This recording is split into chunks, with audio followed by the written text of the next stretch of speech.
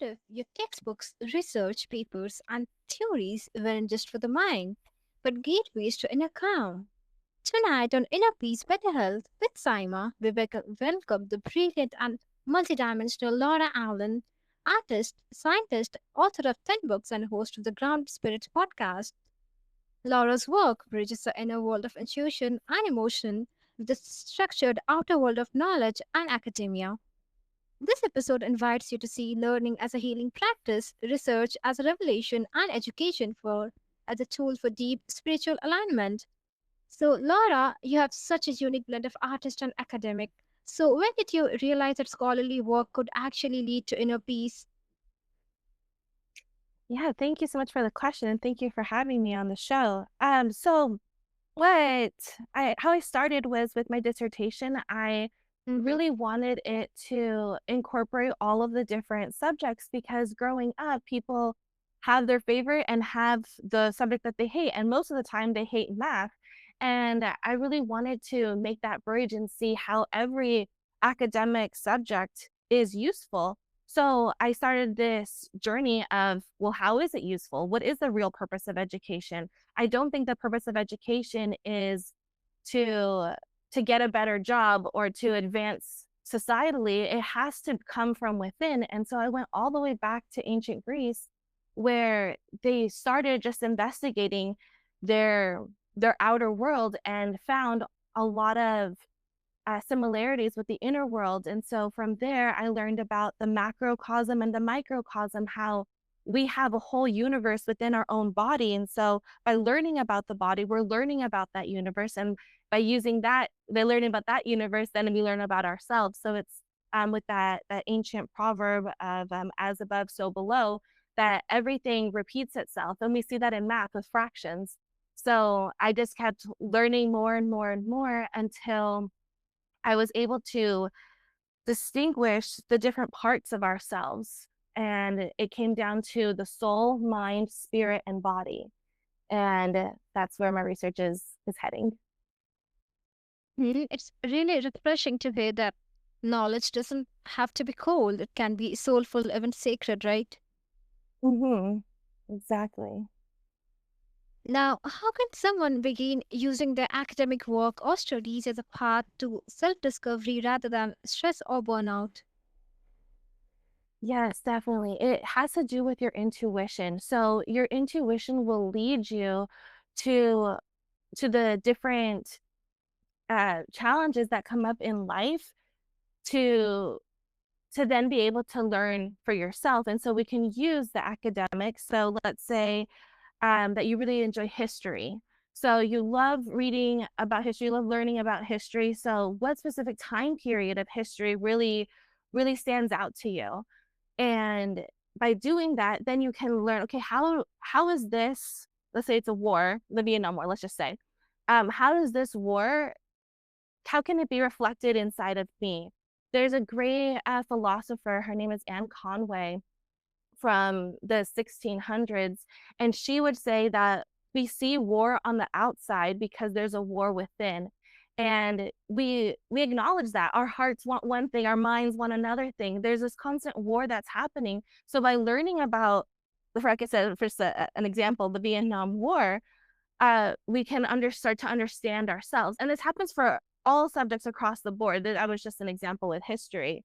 In my research, I've seen that even physicists and chemists are still using their intuition. They're following these hunches or these gut feelings that then lead them to further discovery. And if we could just pause and have a reflection time, then we would be able to understand how these different discoveries are actually helping us within our soul. Mm-hmm. So, are there any mindset shifts that helped you transform study into a source of grounding? Yeah, I think it really was changing from the scarcity to the abundant mindset. I think that in school, we're put in this, they call it the rat race, right? For like the competition, we're constantly trying to outdo our classmates and to be the smartest one, to have the best scores, to have the most money, the best career. And once we take a second to reflect and see that it's not a competition. There's enough for everybody. Everybody can Nobody has to live in poverty. Nobody has to feel like they're dumb. Everybody can be smart. Everybody can be well nourished. And like changing that mindset really helps you see, well, why am I learning these things? Why it's not just to cram for a test and then forget it instantly the next day. It's to really integrate it into the self, into the body. Mm-hmm. That was really noteworthy, Laura. Thank you. Now, your podcast, Grounded Spirits, invites listeners into deep reflection, right? So, what have your guests or your own episodes taught you about the connection between learning and healing? Yeah, so grounded spirits is a beautiful oxymoron where spirits are, when they say, we talk about being spirited, we say it's a free spirit, that somebody who just goes with the wind, goes wherever we want to go. And those attributes are good, but it's also really good to be grounded and centered and to know who you are and to know yourself so intimately that nothing can shake you. You're like a mountain, nothing can come in your way. Whereas the spiritedness is like water flowing like a river where you're surrendering to the flow of the river. You're not trying to go against the river. You're not trying to change your circumstances. You're flowing with life. And that's why in psychology, they literally call it the flow state. Once you get into this flow state, you like the world's your oyster. No, there are no limits. The only limits that you have are what's in your mind. And by learning about these two different things on the podcast every week, I go into a different part of those. So right now I'm looking at dreams. So the dreams are the spiritedness, and grounding is gardening and getting with the plants and understanding how us as humans, we're part of this ecology on earth. We're not separate from the earth. We're not separate from animals or plants. We belong here and this is our home. And so we need to take care of our home. And so by seeing these two different things, whereas dreams, we're traveling these different dimensions, where we're seeing these different timelines, by seeing how these two things can come together, that's how we can stay grounded, be our truest, most authentic selves while having our dream life come to us. We don't have to chase anymore. We're done with the rat race. It's time to just bring it all in. And so that's what I explore on the. Mm-hmm. That humility, staying grounded while growing is such a powerful example of conscious scholarship. Definitely. And so on the show, I've done there was a whole segment on the emerald tablet. So I went line by line of every single um, part of that book to really understand what it means. And so always going back to books, to knowledge, and to the past minds, the minds of the past, to have conversations with them and bring them into modern day and to see how, like, so we don't have to learn the same things twice. We can just take their experiences, integrate them into the here and now, and be able to move forward. Hmm? So, how do you balance teaching, sharing, and still, being a student of your own growth? Yeah, thank you so much for that question. I was a public school teacher for many years, and I taught all grades from the little ones up to the big ones.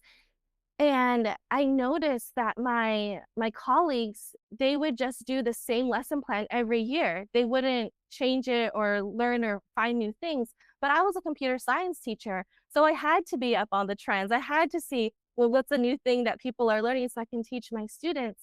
And I think that that was what really started that mindset of being a teacher doesn't mean that you're no longer a student. You're always forever going to be a student.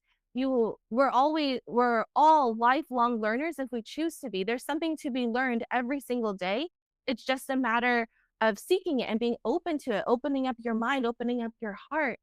And so by learning that before I started the podcast, before I wrote the books, all of that kind of stuff, it really helped cement this cycle of I learn a little bit, I teach a little bit. I learn a little bit, I teach a little bit. But this happens on the day-to-day basis. It's not periods of time. It's coming in. The thing that I have noticed with periods of time is reading. So I'll go on binges of months of just reading thousands of pages, and then not read for the next 6 months, let's say. for the Hmm. next little while. But I don't plan like, oh, in 6 months I'm gonna do this. It's just what I'm feeling and really allowing my intuition to lead me. The same thing goes for me, Laura.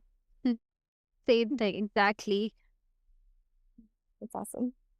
Now, for those listening who feel overwhelmed by the academic or intellectual pursuits, what's one gentle practice to bring peace back into the learning? To just see what you like. So what I've done is on my Instagram, I go through every once in a while and through the people that I follow and say like, okay, well, what do I want to learn more about? I got into swimming recently, and so I started following all these swimming accounts. Or the same with like with history. I really love impressionist art, and so I followed a bunch of impressionism. I think so. It's really easy just to integrate it into your social media because we're all on our phones anyway, so why not make it useful towards something that you actually care about? And then from there, it kind of grows. And then, so from that, from museums, I was actually able to curate an exhibit at a museum just from social media. It all just came from Instagram. So these opportunities are there and they're willing to find you. It's just about putting it out there and seeing what interests you. So if you want to learn more about math, follow math accounts. There's so many accounts out there and so many people willing to teach in small bite-sized ways that it's just about being open to it. Hmm. So, what would you tell someone who's lost touch with the joy of learning? Yeah, I would say to just go to a library because there you have everything, or to a museum, and just to see there has to be something there that interests you, and then that's the little bite to then move more and more and more to learn more about that kind of art or that book, whatever it is, just to put yourself in these spaces, they call them third spaces that aren't academic at their and they're open to the public. So my favorite tip is to say to go to a library and just see what book pops out at you. Again, following your intuition and trusting that whatever your eye catches, that maybe that's something, and then just to go deeper into that subject, whatever it may be. Hmm. Sometimes all we need is permission, to be curious again, to slow down, and to make it mean something again, right? Definitely, or even going to the park. I started going there to ground and to do my work there instead of at a library or in my office. And being at the park, you start to wonder like, "Oh, what is this plant? Why is it here?" Like, what is its job in this ecosystem? Or you see these bugs that you haven't seen before. And again, it's just putting yourself out there and seeing what comes to you. And so from there, I could start to wonder, oh, well, how does a flower grow? What are the different parts of a flower? And just going from there and learning more and more and more, it all just kind of snowballs. It's just that starting is the hard part. Absolutely. Deep gratitude to you, Laura Allen, for reminding us that path to peace might just begin on the page in the podcast or in the beautiful space where intellect meets intuition. And for all our listeners, inner peace doesn't require silence. It can be found in the scribbles of your notes, the spark of a new idea, or the quiet realization that knowledge is a mirror. If this episode inspired you, share it with your favorite thinker, dreamer, or a lifelong learner. And remember, your mind can be a sanctuary too. Until next time, stay wise, stay grounded, and keep tuning steady into Soul World.